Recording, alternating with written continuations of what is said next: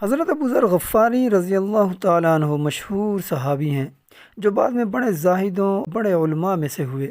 حضرت علی کرم اللہ وجہہ کا ارشاد ہے کہ ابو ذر ایسے علم کو حاصل کیے ہوئے ہیں جس سے لوگ عاجز ہیں، مگر انہوں نے اس کو محفوظ کر رکھا ہے۔ جب ان کو حضور اقدس صلی اللہ علیہ وآلہ وسلم کی نبوت کی پہل خبر پہنچی تو انہوں نے اپنے بھائی کو حالات کی تحقیق کے واسطے مکہ بھیجا کہ جو شخص یہ دعویٰ کرتا ہے کہ میرے پاس وحی آتی ہے اور آسمان کی خبریں آتی ہیں، اس کے حالات معلوم کریں اور اس کے کلام کو غور سے سنیں۔ وہ مکہ مکرمہ آئے اور حالات معلوم کرنے کے بعد اپنے بھائی سے جا کر کہا کہ میں نے ان کو اچھی عادتوں اور عمدہ اخلاق کا حکم کرتے دیکھا اور ایک ایسا کلام سنا جو نہ شعر ہے نہ کاہنوں کا کلام ہے۔ ابو ذر رضی اللہ تعالیٰ عنہ کی تشفی نہ ہوئی تو خود سامان سفر کیا اور مکہ پہنچے اور سیدھے مسجد حرام میں گئے۔ حضور صلی اللہ علیہ وسلم کو پہچانتے نہ تھے اور کسی سے پوچھنا مصلحت کے خلاف سمجھا۔ شام تک اسی حال میں رہے۔ شام کو حضرت علی کرم اللہ وجہہ نے دیکھا کہ ایک پردیسی مسافر ہے۔ مسافروں کی، غریبوں کی، پردیسیوں کی خبر گیری، ان کی ضرورتوں کا پورا کرنا ان حضرات کی گھٹی میں پڑا ہوا تھا، اس لیے ان کو اپنے گھر لے آئے۔ میزبانی فرمائی، لیکن اس کے پوچھنے کی کچھ ضرورت نہ سمجھی کہ کون ہو، کیوں آئے ہو۔ مسافر نے بھی کچھ ظاہر نہ کیا۔ صبح کو پھر مسجد میں آ گئے اور دن بھر اسی حال میں گزرا کہ خود پتہ نہ چلا اور دریافت کسی سے کیا نہیں۔ غالباً اس کی وجہ یہ ہوگی کہ حضور صلی اللہ علیہ وآلہ وسلم کے ساتھ دشمنی کے قصے بہت مشہور تھے۔ آپ صلی اللہ علیہ وسلم کو اور آپ کے ملنے والوں کو ہر طرح کی تکلیفیں دی جاتی تھیں۔ ان کو خیال ہوا کہ صحیح حال معلوم نہیں ہوگا اور بدگمانی کی وجہ سے مفت کی تکلیف علیحدہ رہی۔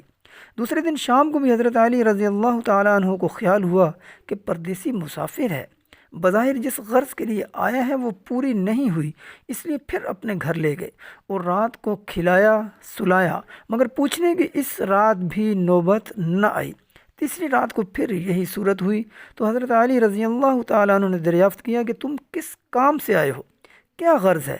تو حضرت ابو ذر رضی اللہ تعالیٰ عنہ نے اول ان کو قسم اور عہد و پیمان دیے اس بات کے کہ وہ صحیح بتائیں، اس کے بعد اپنی غرض بتلائی۔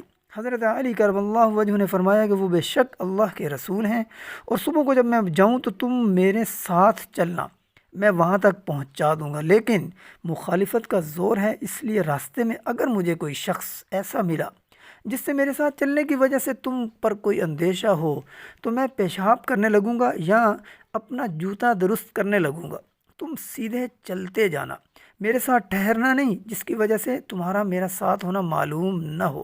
چنانچہ صبح کو حضرت علی کرم اللہ وجہہ کے پیچھے پیچھے حضور صلی اللہ علیہ وسلم کی خدمت میں پہنچے۔ وہاں جا کر بات چیت ہوئی، اسی وقت مسلمان ہو گئے۔ حضور اقدس صلی اللہ علیہ وسلم نے ان کی تکلیف کے خیال سے فرمایا کہ اپنے اسلام کو ابھی ظاہر نہ کرنا، چپکے سے اپنی قوم میں چلے جاؤ، جب ہمارا غلبہ ہو جائے اس وقت چلے آنا۔ انہوں نے عرض کیا، یا رسول اللہ، اس ذات کی قسم جس کے قبضے میں میری جان ہے کہ اس کلمہ توحید کو ان بے ایمانوں کے بیچ میں چلا کے پڑھوں گا۔ چنانچہ اسی وقت مسجد حرام میں تشریف لے گئے اور بلند آواز سے اشہد ان لا الہ الا اللہ و اشہد ان محمد رسول اللہ پڑھا۔ پھر کیا تھا، چاروں طرف سے لوگ اٹھے اور اس قدر مارا کہ زخمی کر دیا، مرنے کے قریب ہو گئے۔ حضور صلی اللہ علیہ وسلم کے چچا حضرت عباس رضی اللہ تعالیٰ عنہ جو اس وقت تک مسلمان بھی نہیں ہوئے تھے، ان کے اوپر بجانے کے لیے لیٹ گئے اور لوگوں سے کہا کہ کیا ظلم کرتے ہو، یہ شخص قبیلہ غفار کا ہے اور یہ قبیلہ ملک شام کے راستے میں پڑتا ہے، تمہاری تجارت وغیرہ سب ملک شام کے ساتھ ہے، اگر یہ مر گیا تو شام کا جانا آنا بند ہو جائے گا۔ اس پر ان لوگوں کو بھی خیال ہوا کہ ملک شام سے ساری ضرورتیں پوری ہوتی ہیں، وہاں کا راستہ بند ہو جانا مصیبت ہے، اس لیے ان کو چھوڑ دیا۔ دوسرے دن پھر اسی طرح انہوں نے جا کر بآواز بلند کلمہ پڑھا اور لوگ اس کلمے کے سننے کی تاب نہ لا سکتے تھے، اس لیے ان پر ٹوٹ پڑے۔